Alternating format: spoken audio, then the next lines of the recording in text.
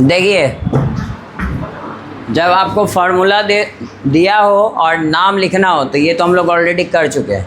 अब हम क्या बात कर रहे हैं, जब फार्मूला दिया नेम दिया हुआ और उसका हमको कोऑर्डिनेशन कंपाउंड का फार्मूला लिखना है, तो फार्मूला लिखना है तो आप एक एक करके बात कीजिए। देखिए यहाँ पे टेट्रा मतलब आप जानते हो 4, ये सब आप मन में सोच सकते हो, लेकिन हम भी आपको दिखे इसलिए लिखा रहे हैं। एमिनो या एमाइन बात वही है, यानी कि कौन है NH3, ठीक है, NH अमोनिया है ये। और एक्वा मतलब क्या होता है, लाइगेंड के लिस्ट में जाके देखिए वाटर मॉलिक्यूल को कहते हैं, और इसका क्लोरीन। और ये कोबाल्ट वो मेटल है जो कि कोऑर्डिनेशन कंपाउंड के सेंट्रल एटम में होगा। तो अब बताइए क्या लिखिएगा, क्या ये भी इनसाइड द कोऑर्डिनेशन कंपाउंड होगा? नहीं, रोमन लेटर लास्ट होता है, ठीक है। तो अब आप जब लिखिएगा तो सबसे पहले क्या लिखिएगा, कोऑर्डिनेशन कंपाउंड बना लीजिएगा बॉक्स, कोऑर्डिनेशन स्पेयर। इसके इनसाइड में कौन होगा, ये मेटल, सेंट्रल मेटल बोलते हैं ना इसको, सेंटर में जो रहता है। तो ये मेटल कौन है, कोबाल्ट, वो लिख लिए। उसके बाद एक एक करके बात कीजिए, यहाँ पे कौन कौन लाइगेंड आ रहा है। किसी लाइगेंड को किसी भी ऑर्डर में लिख सकते हो, इसको पहले उसको पहले, क्योंकि आपको नाम लिखने समय लेटर को आगे पीछे रखना है, लेटर को ध्यान देना है, ठीक है। तो आइए ध्यान दीजिए। अब आखिर आप यहाँ पे अमोनिया या कितने हैं, 4, तो यहाँ 4 लगा दीजिए। वाटर मॉलिक्यूल कितने हैं, 1, कुछ भी लिखने की ज़रूरत नहीं है 1 को। अब क्लोरीन 1, वो भी 1 है। अब बताइए इसके बाद भी कोई है नहीं, तो बॉक्स क्लोज कर दीजिए। और लास्ट में क्या लिखिएगा, यही लिखिएगा फार्मूला। तो नाम से फार्मूला लिखना और भी आसान है, कोई दिक्कत इसमें किसी को, ठीक है। अब सुनिए इसमें कीजिएगा क्या, अब लास्ट में यहाँ पे क्लोरीन का नंबर हमको नहीं पता, लेकिन हम निकाल सकते हैं। कैसे निकालेंगे बताइए। देखिए सिंपल सा तरीका है, कोई बताना चाहेंगे कैसे निकालेंगे। देखिए इस कोबाल्ट का ऑक्सीडेशन नंबर ऑलरेडी आपको बताया हुआ कितना है, +3, और टोटल चार्ज कितना होना चाहिए, 0, तो हम नहीं निकाल सकते हैं। बताइए, देखिए कितना आएगा, +3, इसका चार्ज क्या आएगा, 0, इसका चार्ज 0, और इसका -1, और इसका तो हम रखेंगे, ठीक है। हम सोचते हैं कितना होगा, यहाँ पे टोटल चार्ज क्या होगा, नेट 0 होगा। कंपाउंड क्या न्यूट्रल है ना जी, आयन तो है नहीं। अब बताइए यहाँ पे हम क्या रखें, ये टोटल वैल्यू 0 हो जाए। बताइए क्या रखें, +2 की -2, -2 रखिएगा। तो देखिए 3 - 3 आ गया 0, यानी -2 का मतलब कितने क्लोरीन हो जाएंगे, 2।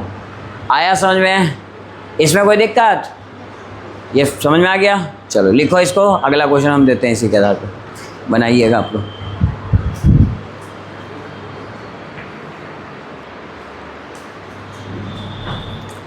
देखो सिंपल सा बात है, आपको सब अब तो दिख ही रहा होगा, ये क्लोराइड आयन है, ये एमाइन है, NH3। अच्छा इसका नाम बताओ, NO2 या ONO। भाई N तो यहाँ लिखा हुआ है तो NO2 होगा, ये O होता तो ONO लिख देते। ये कौन सा लाइगेंड है, अरे बकलोलवास, अभी ना बताए थे जी, अभी क्लास के पहले बताए थे। कौन सा लाइगेंड, एम्बिडेटेड। एम्बिडेटेड किसको कहते हैं, हाँ, एक से ज़्यादा डोनर एटम होता है, लेकिन 1 एट टाइम, यूज ओनली 1। या तो नाइट्रोजन कोऑर्डिनेशन बॉन्ड बना रहा होगा या ऑक्सीजन।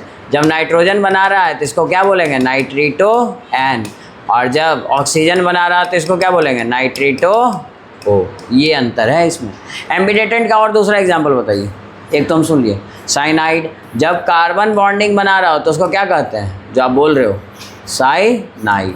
जब नाइट्रोजन बॉन्डिंग बना रहा हो तो क्या कहेंगे, आइसोसाइनाइड, ठीक है। एक और बताया था, 3 एग्जाम्पल बहुत इंपॉर्टेंट है, तीनों पूछता है। तीसरा कौन था, इसका नाम क्या था, थायोसाइनाइड, और इसका थायो आइसोसाइनाइड, क्योंकि नाइट्रोजन पहले ना, थायो आइसोसाइनाइड, ये नाम रखिएगा। अच्छा अब यहाँ पे आप लिखना शुरू कीजिएगा, तो सबसे पहले सेंट्रल एटम कौन होगा, प्लैटिनम, ठीक है, इसमें कोई दिक्कत नहीं, वो तो साफ दिख रहा है। और चूँकि अमोनिया कितने हैं, 2, तो NH3 2। अच्छा क्लोरीन कितने हैं, एक तो एक ही रहने दो, ब्रैकेट घेरना है तो घेरो, नहीं तो नहीं भी देख सकते हो। अच्छा यहाँ पे कौन है, NO2, ये भी कितने हैं 1, तो रहने दीजिए। अब फिर ये फाइनल ब्रैकेट घेर दें, ये है मेरा कोऑर्डिनेशन कंपाउंड। कोऑर्डिनेशन कंपाउंड के बाहर जो होगा उसको आयोनाइजेशन कंपाउंड या क्लोराइड आयन भी कहते हैं। लेकिन बताइए उसके बाहर कोई कंपाउंड है नहीं है, इसमें छोड़ दीजिए। आयन नहीं लिखा है तो यानी कि इस पर कौन सा चार्ज होगा, प्लस। अच्छा कैसे पता चला इस पर प्लस है, किसको देख के बताया आप बताइए, रीजन हमको कैसे पता चला प्लस क्यों, माइनस क्यों नहीं, या 0 क्यों नहीं? हाँ इसको देख के पता चला। आपको नहीं बताए थे जब बॉक्स के अंदर मेटल अगर पॉजिटिव का पार्ट है तो प्लैटिनम यूज करेंगे, और अगर यही Pt माइनस का पार्ट हो गया तो क्या यूज करेंगे, प्लैटिनेट। क्या यहाँ पे कौन सा नाम यूज किया है, यहाँ पे प्लैटिनम यूज किया है, तो ये हम बता रहा है, ये प्लैटिनम बता रहा है ये किसका पार्ट है, प्लस का पार्ट। अब बात आता है कि यहाँ पे चार्ज कितने, तो आप लोग का चार्ज कितना है बताइए, हमको नहीं पता, वो चार्ज निकालना है, लेकिन हमको इसका पता चल गया ना, इसका कितना है +2, तो निकाल लीजिए। यहाँ पे 2, यहाँ पे कितना आएगा 0, और यहाँ पे कितना आएगा -1, और इसका भी कितना होता है -1। बताइए तो टोटल कैलकुलेट कीजिएगा तो क्या आएगा 0, तो यहाँ पे चार्ज क्या हो जाएगा फिर 0। तो न्यूट्रल में भी वही नाम होता है ना, न्यूट्रल और पॉजिटिव को तो तुम वही बोल सकते हो। यानी यहाँ पे चार्ज 0 है, तो क्या 0 को लिखने की आवश्यकता है नहीं, तो छोड़ दीजिए, आप कुछ मत लगाइए, यही रहने दीजिए। ये कंपाउंड ऑलरेडी न्यूट्रल कंपाउंड है, ठीक है, तो ये चार्ज 0 आ गया इसलिए न्यूट्रल कंपाउंड है। कोई दिक्कत किसी को इसमें, कितने लोग का ही सही हुआ, ठीक है। तो अगला देखिए फिर,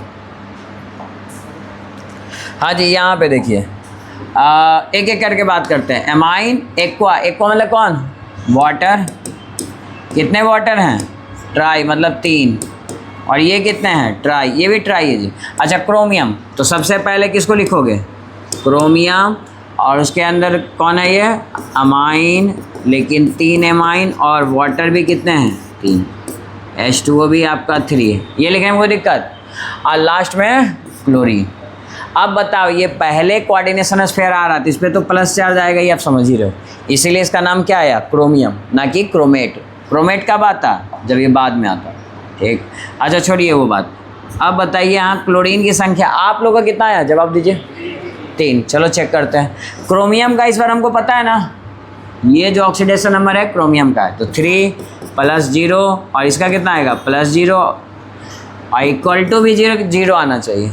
तो बताइए क्लोरीन का हम क्या वैल्यू रखेंगे, कितने क्लोरीन रखेगी 0 आ जाए, तो -3 करेंगे तो 0 आ जाएगा, यानी क्लोरीन कितने होंगे 3। तो इस तरह से लिख सकते हैं। तो टोटल क्लोरीन आइटम कितने हो जाएंगे 3, Cl3 लिखें। कोई डाउट है किसी को इसमें, क्या इस तरह से निकाल लोगे? तो देखो दोनों तरीके का क्वेश्चन आप बना सकते हो, नेम पता हो तो फार्मूला लिख सकते हो, फार्मूला पता हो तो नेम लिख सकते हो। ये दोनों टाइप का क्वेश्चन आपका आता है। जितने बच्चे नहीं बनाए क्वेश्चन होमवर्क के, तो सुनिए 6 और 7 में यही दिया हुआ है। 7 बहुत बच्चे आज बना के लाए हैं, 6 में क्या दिया हुआ है आपको, नेम दिया हुआ है, फार्मूला बनाइएगा। ये NCERT से होमवर्क रहा, लास्ट में भी हम लिख देंगे, सब बना के लाइएगा। 6 और 7 में 9-10 क्वेश्चन है, दोनों क्या है, यही है तुम्हारा, फार्मूला दे देगा और नेम पूछ लेगा, नेम दे देगा, फार्मूला पूछ लेगा। IUPAC नोमेनक्लेचर पे क्वेश्चन एग्जाम्स में बहुत आते हैं, आप बनाइएगा, इसमें कोई दिक्कत इसमें नहीं ना।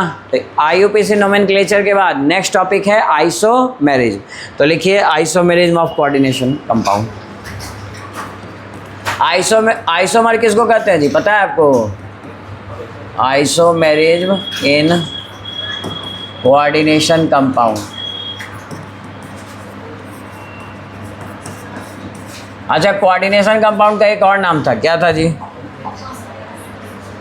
हाँ कॉम्प्लेक्सेस था, ठीक।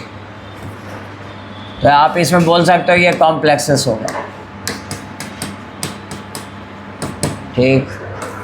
अच्छा आइसो का मतलब क्या होता है, छोड़ो, आइसोमर तो ऑर्गेनिक केमिस्ट्री में 11th में पढ़ोगे, वही बात है, यहाँ पे भी वैसे ही हम रिपीट करेंगे। आइसो का मतलब क्या होता है जी? सेम, और MER ये हो गया मॉलिक्यूलर फार्मूला। क्या हो जाएगा? मॉलिक्यूलर फार्मूला, यानी कि जिसका फार्मूला मॉलिक्यूलर फार्मूला सेम रहे तो उसको हम क्या बोलेंगे? आइसोमर बोलेंगे। ठीक है, और यही कोऑर्डिनेशन कंपाउंड का अगर फार्मूला सेम रहेगा और स्ट्रक्चर अलग अलग होगा तो उसको हम क्या बोलेंगे? आइसोमेरिज्म। ठीक है, आइसोमेरिज्म में क्या होता है? फार्मूला सेम रहेगा और उसका स्ट्रक्चर अलग होगा। स्ट्रक्चर अलग होगा तो प्रॉपर्टी सेम रहेगी कि डिफरेंट? डिफरेंट होगी। प्रॉपर्टी क्या होगी? डिफरेंट। तो इसको हम एक एक करके एग्जांपल से आपको बताएंगे। पहले आप डेफिनेशन लिखिए इसका। लिखिए, कोऑर्डिनेशन कंपाउंड हैविंग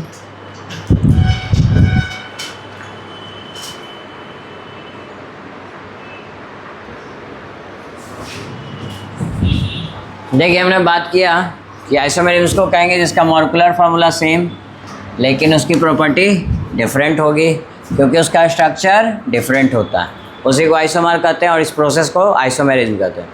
आइसोमेरिज्म दो तरह के होंगे, स्ट्रक्चरल जिसमें स्ट्रक्चर का अंतर होगा वो स्ट्रक्चरल आइसोमेरिज्म, और स्टीरियो हम बाद में बात करते हैं। स्टीरियो भी दो तरह का होता है, ज्योमेट्रिकल आइसोमेरिज्म और ऑप्टिकल। ज्योमेट्रिकल में भी सिस ट्रांसफर हो गए, और ये भी 4 टाइप्स का होता है। 4 टाइप्स यहाँ लिखा हुआ है, 1 बाय 1 हम डिस्कस करते हैं। कौन है? पहला आयोनाइजेशन आइसोमेरिज्म, दूसरा सॉल्वेट या वाटर हाइड्रेट, और तीसरा लिंकेज, और लास्ट कोऑर्डिनेशन आइसोमेरिज्म। तो ये 4 तरह के आइसोमेरिज्म हमको पढ़ने हैं। आप लिखिए फर्स्ट क्या लिखिएगा?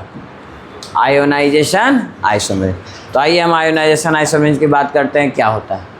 हेडिंग दीजिए फर्स्ट, आयोनाइजेशन आइसोमेरिज्म।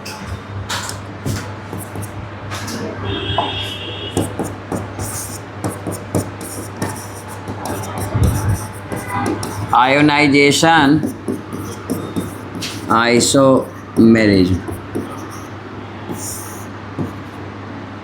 ठीक है, लिखिए जी।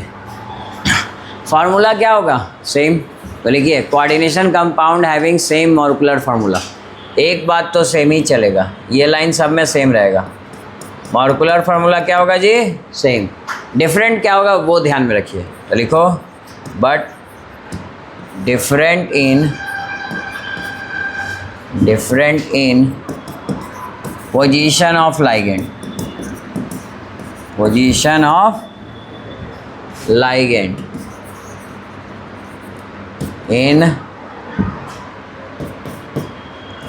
ionization and coordination sphere. Ionization and coordination sphere, इन दोनों में अगर अंतर होगा तो उसको हम क्या बोलेंगे? Ionisation isomerism. जैसे एग्जांपल देखिए, मान लीजिए आपके पास कॉपर है,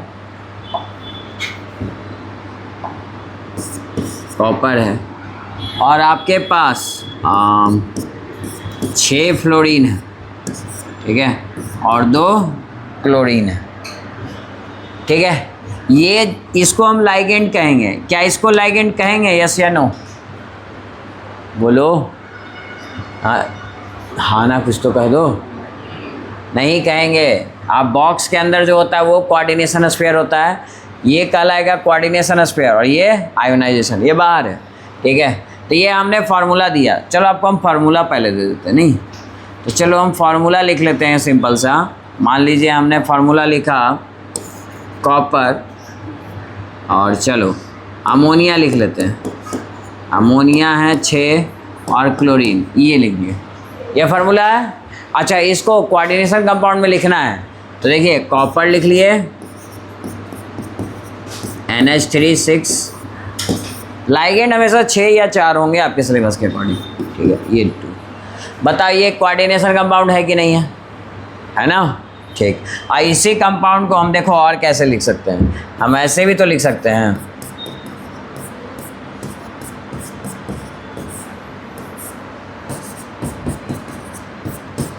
बताइए, ऐसे लिख सकते हैं? लिख सकते हैं ना? अब ध्यान दीजिए, यहाँ पे लाइगेंड की संख्या कितनी है? 6। यहाँ पे भी लाइगेंड की संख्या कितनी है? अभी भी 6 है ना? 4 और 2 6 हो गए, बस खाली लाइगेंड चेंज हो गया। यहाँ पे 4 अमोनिया है और 2 क्लोराइड, ठीक है। अब यहाँ देखो क्लोरिडो है और यहाँ 2 अमोनिया बाहर आ गया, कोई दिक्कत इसमें किसी को नहीं। मेरा ये सवाल है कि ये यही फार्मूला है कि नहीं, इसका भी फार्मूला यही है कि नहीं, यानी कि ये दोनों का फार्मूला सेम है, सेम मॉलिक्यूलर फार्मूला है, फार्मूला तो सेम है, लाइगेंड की संख्या भी सेम है। केवल अंतर क्या है, अंतर ये है कि यहाँ पे जो आयोनाइजेशन आयोनाइजेशन स्पेयर है बाहर में जो होता है, ये दोनों सेम है कि डिफरेंट है, डिफरेंट है। तो स्ट्रक्चर में अंतर आएगा कि नहीं आएगा, तो स्ट्रक्चर में तो अंतर आ गया, तो स्ट्रक्चर में अगर अंतर आ गया तो प्रॉपर्टी में इसका अंतर आएगा, अंतर नहीं आएगा जी। यहाँ अमोनिया बना रहा है आपका वाटर में, आयन दे रहा है, और यहाँ कौन आयन दे रहा है, क्लोराइड। तो क्लोराइड आयन और अमोनियम आयन का प्रॉपर्टी सेम होगा कि डिफरेंट, डिफरेंट। और ये तो टूटेगा नहीं क्योंकि इसकी बॉन्डिंग बहुत ही स्ट्रांग होती है, कोऑर्डिनेशन बॉन्ड के द्वारा ये वाटर में ब्रेक नहीं होगा। तो केवल यहाँ क्लोराइड आयन बनेगा और यहाँ पे अमोनियम आयन बनेगा, तो इस कारण से दोनों की प्रॉपर्टी क्या हो गई, डिफरेंट। अब कंपेयर करो एक एक बात को, यहाँ पे चूँकि इनका क्या फार्मूला सेम है लेकिन इनका प्रॉपर्टी अलग है, इसलिए इसको क्या बोलेंगे, आइसोमर, ठीक है। शुरू में लिखा था ना आइसोमर का। दूसरी बात हमने क्या किया था, स्ट्रक्चरल आइसोमर, तो हम बोले कि एक ही कंपाउंड है ना दोनों, एक ही कंपाउंड का डिफरेंट स्ट्रक्चर होगा तो उसको क्या बोलेंगे, स्ट्रक्चरल आइसोमरेज। स्ट्रक्चरल आइसोमरेज में भी पहला कौन एग्जाम्पल है, पहला हम आए हैं आयोनाइजेशन आइसोमर। तो बताइए इसमें अंतर किसका है, आयंस का, इसीलिए इसको आपस में क्या बोलेंगे, आयोनाइजेशन आइसोमर। बोलो कोई दिक्कत, इसको जब वाटर में डिजोल्व कीजिएगा तो क्लोराइड आयन में टूटेगा और ये अमोनियम आयन में, तो आयन डिफरेंट है कि नहीं, तो इसलिए इसका क्या नाम पड़ेगा जी, आयोनाइजेशन आइसोमरेज तो पड़ेगा, लेकिन कौन सा, हाँ ये हो गया आपका आयोनाइजेशन आइसोमरेज आपस में, ठीक है। ये दोनों कोऑर्डिनेशन कंपाउंड किसके एग्जाम्पल हो जाएंगे, आयोनाइजेशन आइसोमर। कोई डाउट है इसमें किसी को, नहीं ना, तो देखो इस पे हम एक क्वेश्चन भी करा देते हैं जिससे और क्लियरिटी आ जाएगी। आपके पास असाइनमेंट तो मिला है, देखिए असाइनमेंट को देखो, और क्वेश्चन नंबर ऑब्जेक्टिव का जाइए तो ऑब्जेक्टिव का 24 नंबर, और बताइए कि ये कौन सा आइसोमेरिज में, मैं लिख रहा हूँ बाबू, देखो यहाँ पे आप लोग जल्दी से आंसर बताना।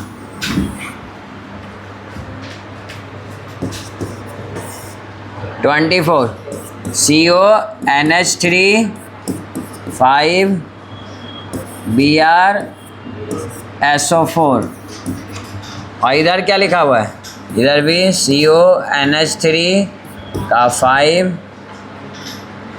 SO4 Br। हाँ जी, क्या दोनों फार्मूला सेम है कि डिफरेंट, पहले बताओ फार्मूला मतलब कि जितने कोबाल्ट हैं, जितने NH3 हैं, जितने Br हैं, जितने सल्फेट है, क्या दोनों तरफ बराबर है कि नहीं, बराबर है, यानी फार्मूला दोनों का सेम है।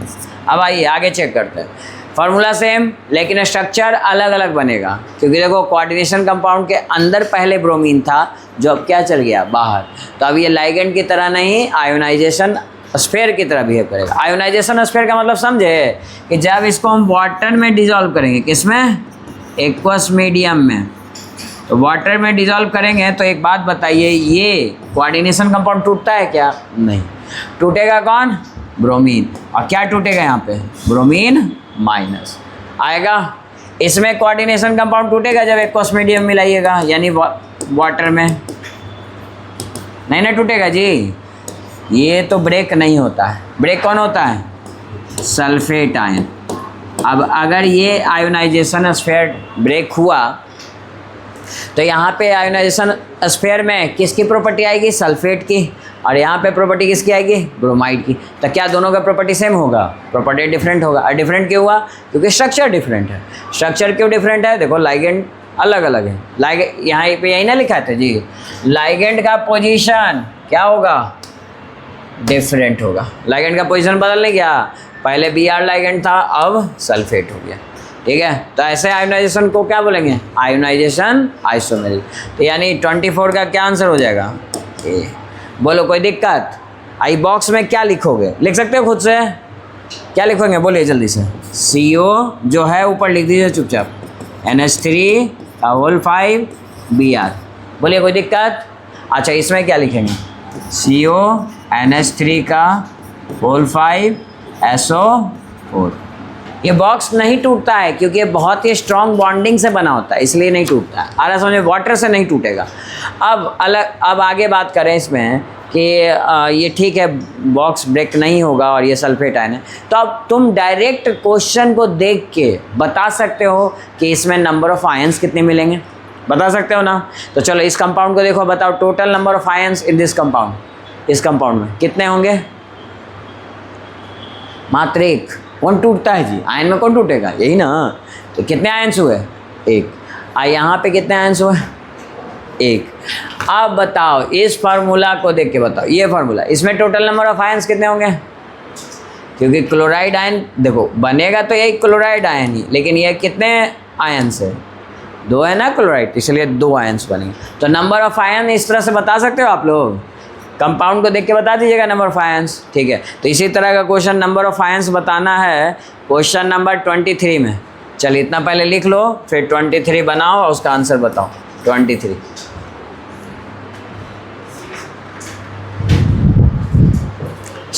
सही है। हाँ चलो देखो यहाँ पे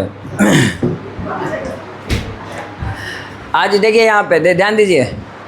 तो हमने क्या क्वेश्चन दिया था 23 नंबर में? नंबर ऑफ आयंस पूछ रहे थे ना। हाँ तो 23 देखो क्या आया जी आप लोग आंसर? C यानी 2 आएगा। ये तो साफ साफ दिख रहा है, नहीं क्लियर दिख रहा है कि CO NH3 पे पावर 5 Cl और Cl2। क्लियर दिख रहा है ना जी? कितने आयंस बनेंगे? यहाँ क्लोराइड ही टूटेगा और ये 2 आयंस बनेंगे, तो कितना आयंस हो जाएगा? 2। तो 23 का आंसर क्या हो जाएगा? C। अच्छा ये आयोनाइजेशन स्फीयर का एक और नाम था, क्या नाम था जी? बताइए CBSE बोर्ड वाले, ये पिछले क्लास में बताया भी था और इसी नाम से ये क्वेश्चन पूछता भी है। जैसे तुमसे पूछ देगा,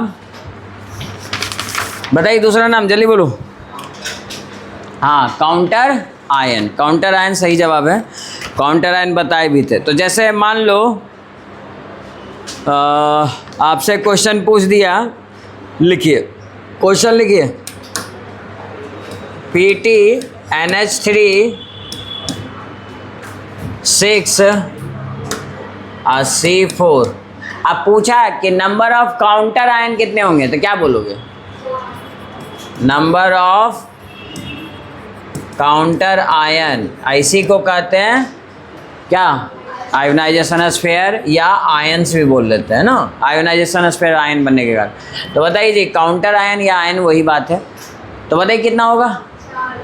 यही ना टूटेगा, क्लोराइड आयन टूटेगा, लेकिन कितने क्लोराइड? 4। तो आंसर कितना बोलोगे? 4। बोलो कोई दिक्कत? अब जाइए क्वेश्चन नंबर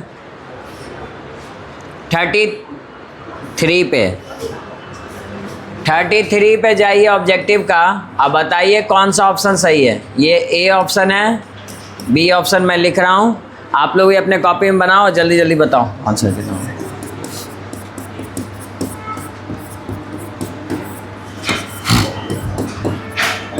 क्या पूछा है? Number of ions. हाँ लिखिए, इसमें भी नंबर ऑफ आयंस ही पूछा है।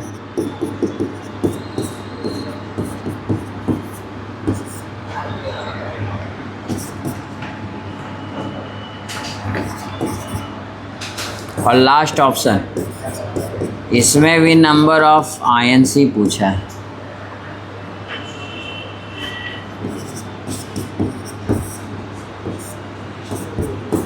चलिए जी, नंबर ऑफ आयंस आपका निकल गया। क्वेश्चन कुछ और पूछा, लेकिन आपको उसके लिए नंबर ऑफ आयंस पता होना चाहिए। तो इसका यहाँ तो 4 आया, यहाँ पे नंबर ऑफ आयंस कितना होगा? यहाँ पे 3, उसके बाद है ना, यही ना टूटेगा जी। 3 है यहाँ पे 2, यहाँ 1। तो बोले इसमें कोई दिक्कत? अब पूछ रहा है क्या, इसमें थोड़ा सा और अलग क्वेश्चन पूछा है कि एक्वस मीडियम में मिलाएंगे तो बताइए कि इलेक्ट्रिक कंडक्टेंस यानी कंडक्टिविटी की बात करा, कंडक्टेंस किसका ज़्यादा सबसे होगा? इलेक्ट्रिक कंडक्टेंस, बोलिए किसका होगा? ऑप्शन ए का, क्योंकि आप जानते हो कंडक्टेंस कब बढ़ता है? जब फ्री आयंस की संख्या बढ़ेगी तो कंडक्टेंस भी बढ़ेगा। तो कितना आंसर हो जाएगा 33 का? ए। बोलिए समझ में आया क्वेश्चन? कोई डाउट है किसी को इसमें? बन जाएंगे ऐसे क्वेश्चन? तो ऐसे तुम्हारे सीबीएसई बोर्ड में पूछे हुए क्वेश्चन है, आप लोग बुक लाएंगे क्या बताएं? चलो फिर अगले क्वेश्चन पे देखो। हाँ जी, हमने केवल एक आइसोमेरिज्म पढ़ा जिसका क्या नाम था? Ionization isomerism. दूसरा लिखिए हाइड्रेट या सॉल्वेट आइसोमेरिज्म। तो इसमें तो तुमको नाम में ही आंसर छुपा हुआ है भाई। जैसे आयोनाइजेशन आइसोमेरिज्म में क्या डिफरेंट था, है ना? यही आयोनाइजेशन स्पेयर अलग अलग होगा। उसी तरह से हाइड्रेट या सॉल्वेट का मतलब होता है वाटर, तो वाटर मॉलिक्यूल डिफरेंट होंगे। तो वाटर मॉलिक्यूल अगर डिफरेंट होंगे तो उसको हम क्या बोलेंगे? सॉल्वेट या हाइड्रेट आइसोमेरिज्म। ठीक है, तो दूसरा हेडिंग दीजिए। लिख लिए सब लोग यहाँ तक? नहीं लिखे अभी? चलिए दूसरा लिखिए फिर। सेकंड लिखो हाइड्रेट या सॉल्वेट, सॉल्वेट या हाइड्रेट आइसोमेरिज्म। लिखिए, पहला लाइन तो सेम ही रहेगा जी सबका। क्या रहेगा? Coordination compound having same molecular formula but different number of water molecule as a ligand, है ना? लिखो दोबारा से। देखिए मैंने क्या बोला, मैंने बोला कोऑर्डिनेशन कंपाउंड का मॉलिक्यूलर फार्मूला क्या होगा जी? Same molecular formula, but different क्या होगा वो? डिफर इन, है ना, या different in water molecules. Water molecules क्या होंगे? अलग। कौन से वाटर मॉलिक्यूल अलग होंगे? As ligand. लाइगेंड में जो काम करेगा वो अलग होगा। जैसे एक एग्जांपल देखो, उसी को क्या बोलेंगे? आर कॉल्ड हाइड्रेट या सॉल्वेट आइसोमेरिज्म। चलिए एग्जांपल देखिए, यहाँ पे ले लीजिए कोई भी एग्जांपल ले लो। मान लो आप कॉपर ले लिए, इसमें वाटर मॉलिक्यूल है 6 और Cl2 है। क्या है? Cl2। ये फार्मूला है, इसको हम देखिए कैसे कैसे लिख सकते हैं। इस तरीके से लिख सकते हैं, बताइएगा आप लोग लिख सकते हैं। और इसको हम दूसरे तरीके से ऐसे लिख सकते हैं, H2O5, क्लोरीन को बाहर ही रहने दो और H2O को भी। सुनो, क्या ये दोनों का फार्मूला यही है? हाँ या ना? चेक करो, सेम है ना? अरे भाई क्या ही चेक कर रहे हो? वाटर मॉलिक्यूल 6 है, क्लोरीन 2 है, सही है। यहाँ पे भी वाटर मॉलिक्यूल 5 और 1 6 है और क्लोरीन भी 2 है। बोलो सही है कि नहीं? फार्मूला तो यही है, तो दोनों का मॉलिक्यूलर फार्मूला सेम। हाँ, लेकिन अलग क्या है? अलग देखिए, यहाँ पे वाटर मॉलिक्यूल जो लाइगेंड की तरह है उनका नंबर क्या है? 6। लेकिन यहाँ पे वाटर मॉलिक्यूल जो लाइगेंड की तरह काम कर रहे हैं वो कितने हैं? 5। तो वाटर मॉलिक्यूल एज लाइगेंड अलग है, वाटर मॉलिक्यूल लाइगेंड की तरह अलग है। तो ये आपस में कैसे आइसोमेरिज्म कहलाएंगे? कैसे कहलाएंगे? सॉल्वेट या हाइड्रेट आइसोमेरिज्म। लिख लीजिए। बोलिए कोई दिक्कत इसमें? नहीं ना? तीसरा लिखो लिंकेज आइसोमेरिज्म।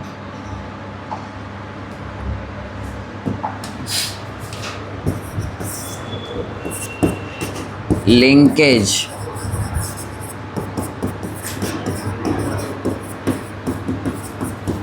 Linkage isomerism. ठीक है। अच्छा, लिंक मतलब जुड़ना। और कौन जोड़ता है? कौन सा बॉन्ड से जुड़ता है जी? बोलिए कौन सा बॉन्ड से जुड़ता है? कोऑर्डिनेशन। और भाई कोऑर्डिनेशन कंपाउंड है तो कैसा बॉन्ड जुड़ेगा? कोऑर्डिनेशन बॉन्ड से। कोऑर्डिनेशन बॉन्ड ऐसा नहीं देखे हो? अच्छा, जैसे आयनिक कंपाउंड है तो कौन सा बॉन्ड से जुड़ता है? आयन से, यानी आयनिक कंपाउंड। कोवैलेंट होता है तो शेयरिंग ऑफ इलेक्ट्रॉन यानी कोवैलेंट बॉन्ड से। उसी तरह से अगर आयनिक कंपाउंड है तो कैसे बॉन्ड से जुड़ेगा? आयनिक। तो यही को, इसी को लिंकेज कहते हैं, जुड़ने को लिंकेज। लेकिन जुड़ जो रहा है, ठीक है, यहाँ पे तो कौन किसके साथ जुड़ता है जी? बताइए जल्दी से। सेंटर में एक एटम होता है और किससे जुड़ता है? लाइगेंड से। लाइगेंड उसको इलेक्ट्रॉन डोनेट करता है, क्योंकि इसको इलेक्ट्रॉन की कमी है, लैक ऑफ इलेक्ट्रॉन होता है। कैसे पता है इसके पास इलेक्ट्रॉन की कमी है? बताओ। डी ब्लॉक में पढ़े हो ना, इनके पास क्या प्रेजेंट रहता है? वैकेंट डी ऑर्बिटल, मतलब जगह खाली है। तो जगह खाली है और आप जानते हो कि इस पर प्लस चार्ज वगैरह इस तरह कुछ आता रहता है, और इनके पास इलेक्ट्रॉन एक्सेस है तो ये दे देता है, डोनेट कर रहा है, इसलिए कोऑर्डिनेशन बॉन्ड बनाया। बोलो कोई दिक्कत? इसी के कारण चूंकि ये इलेक्ट्रॉन एक्सेप्टर की तरह काम करता है, कौन? Central atom. तो सेंट्रल एटम को क्या कहेंगे? नेचर कैसा होगा? एसिड की बेस? एसिड। एसिड नेचर का होगा, जो एक्सेप्टर ऑफ इलेक्ट्रॉन वो एसिड। और ये कैसा होगा? लाइगेंड का नेचर क्या होता है? बेस। क्यों?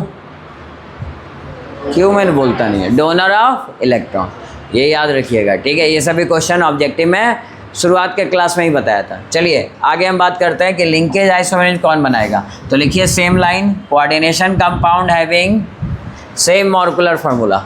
अगेन कोऑर्डिनेशन कंपाउंड का मॉलिक्यूलर फार्मूला क्या होगा? सेम। लिखिए coordination compound having same molecular formula, और यहाँ पे लाइगेंड भी सेम होगा, कॉमा सेम लाइगेंड। भाई लाइगेंड भी नहीं बदला यहाँ पे, है ना, लेकिन बदलेगा क्या? लिखो same ligand but different coordinate, but different coordination site, but different coordinate site,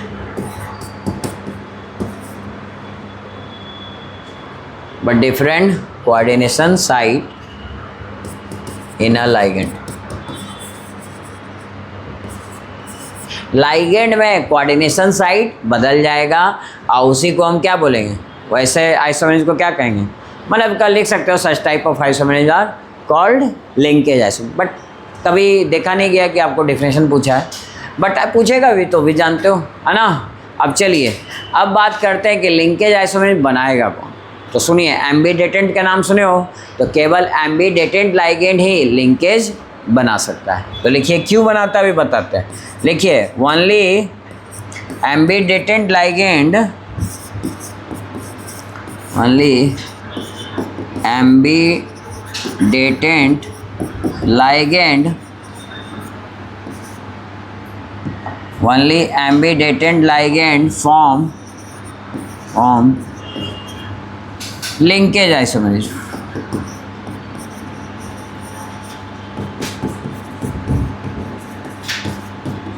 हाँ जी, लिंकेज आइसोमेरेज कौन बनाएगा? केवल और केवल कौन? जो आपका क्या एम्बीडेटेंट होगा। अब मेरा अगला सवाल, एम्बीडेटेंट लाइगेंड कौन कौन होता है? जल्दी से बताइए एग्जाम्पल्स। चलिए एम्बीडेटेंट की बात कर रहे हैं, अभी इसका एग्जाम्पल हम बाद में लेंगे, पहले एम्बीडेटेंट मतलब हम इसकी बात करें। ये इसको बॉक्स में घेर के लिख सकते हो, क्योंकि एम्बीडेटेंट इंपॉर्टेंट है, एग्जाम में पूछता है 2 मार्क्स में, और इसके एग्जाम्पल से भी क्वेश्चन आते हैं पहचानने के लिए। बोलिए जल्दी से, 3 बताया, 3 ही है इंपॉर्टेंट। बोलिए साइनाइड और आइसोसाइनाइड। देखो बाबू, जब साइनाइड कब कहेंगे उसको? कब कहेंगे? जब कोऑर्डिनेशन बॉन्ड किससे बने? कार्बन से। और जब नाइट्रोजन से बन जाएगा तो क्या कहते हैं उसको जी? आइसो वर्ड लगा देते हैं, साइनाइड ही कहते हैं, बट आइसोसाइनाइड। चलिए एक अभी बताया था, आज के क्लास में 2 बार आया था, कौन सा? NO2। इसका क्या नाम था? बोलो। नाइट्रीटो एन ONO, इसको क्या नाम है जी? नाइट्रीटो O। ये बताए थे ना। ये इस सब में देखो, जो कोऑर्डिनेशन साइट, एक और बात बताओ, कोऑर्डिनेशन साइट किसको कहते हैं? आज चलो तो भी हम पूछते हैं तुम लोग से, चलो यहाँ ध्यान दो। अब अभी हम बात कर रहे हैं एक और, ये SCN-, इसको क्या बोलते हैं? तो सल्फर के लिए लगा लेंगे थायोसाइनाइड, ठीक है। यही हो जाएगा तुम्हारा क्या? NCS-, यानी इस बार पहले कौन आ रहा है? नाइट्रोजन। इसको क्या बोलेंगे? है ना, आइसोथायोसाइनाइड, ठीक है। तो ये हो गया नाम इसका। तो ये 3 तरह का लाइगेंड आपको मिलेगा। कौन किसका एग्जाम्पल है जी? ये 3 तरह का एम्बीडेटेंट लाइगेंड, ये दोनों ज़्यादा यूज होता है, ये भी आपको यूज हो सकता है। बोले इसमें कोई दिक्कत, समझ में आया? ठीक है, ये लाइगेंड लिखो, यहाँ तक लिखो तो जल्दी से।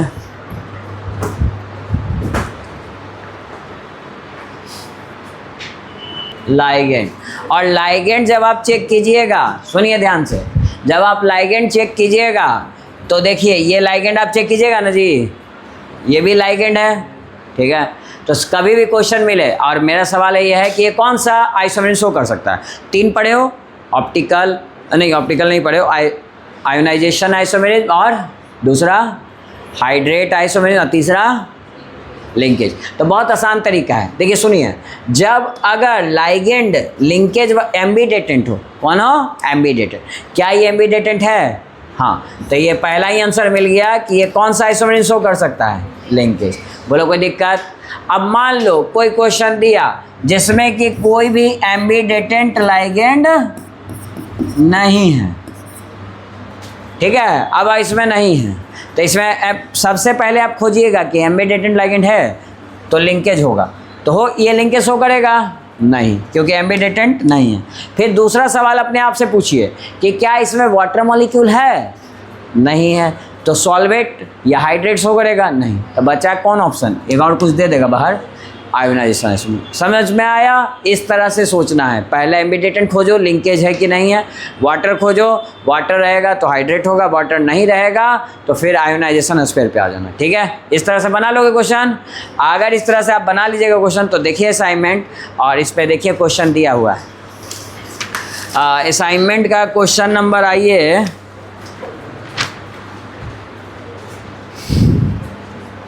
22, और 22 का आंसर बताइए जल्दी से, क्या होगा? कौन सा ऑप्शन होगा? डी होगा ना, क्योंकि ध्यान दीजिए नॉट पूछ रहा है, कौन सा लिंकेज आइसोमेरिज नहीं होगा। अब ध्यान से देखिए, यही तीनों है कि नहीं, NO2, CN और ये, तो कौन सा नहीं करेगा linkage isomerism? D, ammonia. Ammonia linkage isomerism show करेगा, क्योंकि एक टाइम में क्या इसके पास एगो डोनर एटम है, नाइट्रोजन, और कोई है क्या इसमें डोनर एटम? नहीं, तो ये लिंकेज आइसोमेरिज में नहीं शो करेंगे। बताइए, क्लियर हुआ ये बात? ठीक, आइए अब हम आपको लिंकेज आइसोमेरिज बताए, कौन बनाएगा जी? ये कंपाउंड क्या बनाएगा? Linkage isomerism. इसका हम आपको स्ट्रक्चर बना के भी दिखाते हैं कि लिंकेज आइसोमेरिज कैसे शो करेगा। चलिए इनको हटाइए बीच से, ये सब तो आपको देखने का तरीका सिखाए, तो बनाने का तरीका बड़ा सिंपल है। लाइगेंड कितने हैं? 6 बनता है ऑक्टाहेड्रल, जो अगला टॉपिक पढ़ेंगे उसमें हम बताएंगे आपको, लेकिन आप सिंपल एक स्क्वायर बना देना। सेंटर में किसको रखोगे? सेंट्रल एटम यानी कॉपर, और 4 को यहाँ से जोड़ दोगे और 2 और जोड़ोगे, एक टॉप और एक बॉटम। अब बताओ ये सब बॉन्ड कैसा बॉन्ड बनेगा? कोऑर्डिनेशन। तो एरो लगा देना सब में, कोई दिक्कत नहीं। अब 5 को कौन है जी? अमोनिया, तो NH3। नाइट्रोजन ना बना रहा है इसमें, तो नाइट्रोजन को सामने रखना। नाइट्रोजन डोनेट कर रहा है इलेक्ट्रॉन, ये लोन पेयर है ना इसका, यही डोनेट कर रहा है। लेकिन एक ऐसा है जो इसमें एम्बीडेटेंट है, वो है कार्बन। कार्बन जुड़ा तो आइसोसाइनाइड। इसी को दूसरा स्ट्रक्चर हम क्या लिख सकते हैं? फिर से एक बॉक्स बनाइए, स्क्वायर बनाइए। क्या बनाएंगे जी? स्क्वायर। अब बीच में कौन रखेंगे? कॉपर। और ध्यान दीजिए कॉपर रखेंगे ना। और अब सुनिए, अमोनिया को चेंज करेंगे क्या? वो चेंज हो सकता है? नहीं, नाइट्रोजन ही ना डोनेट करेगा जी सब जगह। यहाँ पे भी नाइट्रोजन डोनेट करेगा, यहाँ पे भी नाइट्रोजन। तो पहले हम नाइट्रोजन को इसीलिए लिख रहे हैं क्योंकि नाइट्रोजन डोनर की तरह बिहेव कर रहा है। लेकिन यहाँ पे कौन डोनेट करेगा? यहाँ पे भी नाइट्रोजन, तो इसको आइसोसाइनाइड बोलेंगे, इसको साइनाइड। अब देखिए दोनों का लिंकेज डिफरेंट है कि नहीं, दोनों का स्ट्रक्चर डिफरेंट है कि नहीं, तो इसीलिए डिफरेंट स्ट्रक्चर तो स्ट्रक्चरल आइसोमेरिज। फॉर्मूला लेकिन सेम, तो इसलिए आइसोमर। स्ट्रक्चर डिफरेंट है तो प्रॉपर्टी अलग होगी, प्रॉपर्टी अलग होगी तो क्या बोलेंगे उसको? प्रॉपर्टी अलग होगी, इसीलिए ना आइसोमेरिज कहलाता है। आइसोमेरिज उसी को कहते हैं। अब स्ट्रक्चर अलग है, और स्ट्रक्चर में भी क्या अलग है? तो हम देख रहे हैं दोनों का लिंकेज यहाँ पे नाइट्रोजन का है और यहाँ पे कार्बन का है, तो लिंकेज अलग है, इसलिए इसको कौन सा आइसोमेरिज कहेंगे? लिंकेज। और लिंकेज ना मिले एम्बिडेटेंट लिंकेज बनाएगा, एम्बिडेटेंट ना रहे तो वाटर देखो, वाटर भी ना रहे तो आयोनाइजेशन पे जाना। आया समझ में सीक्वेंस? एग्जाम्पल में दिया रहेगा, इस तरह से पहचान लीजिएगा। तो आप दोनों स्ट्रक्चर बना लीजिए और यहाँ पे ये कौन सा शो करेगा? लिंकेज ऐसा। अच्छा एक बात और, हमने आपको क्वेश्चन बनाते समय ये बताया था कि ये बॉक्स के अंदर ये रहा और बाहर कौन रहेगा? क्लोरीन। अब जब आप इसको वाटर में डिजॉल्व कीजिएगा, किस में डिजॉल्व कीजिएगा? वाटर में, तो ये कौन सा आयन में टूटेगा? ई टूटेगा जी। बताइए, इतने सारे बॉन्डिंग हो गया, बहुत क्लोज स्ट्रक्चर है, ये वाटर से टूटेगा नहीं। कौन टूट सकता है? जो बाहर रह गया। बाहर रह गया ये क्लोराइड आयन दे देगा। इसीलिए यहाँ पे इसको आयोनाइजेशन स्फीयर कहते हैं, क्योंकि आयन में टूट जाता है। ये कॉम्प्लेक्स कंपाउंड टूटता नहीं है, इसीलिए इसका नाम है कॉम्प्लेक्स कंपाउंड या कोऑर्डिनेशन बॉन्ड बनने के कारण इसको कोऑर्डिनेशन कंपाउंड भी कहते हैं। बोलिए, अब कोई दिक्कत इसमें नहीं ना? लिख लीजिए यहाँ तक।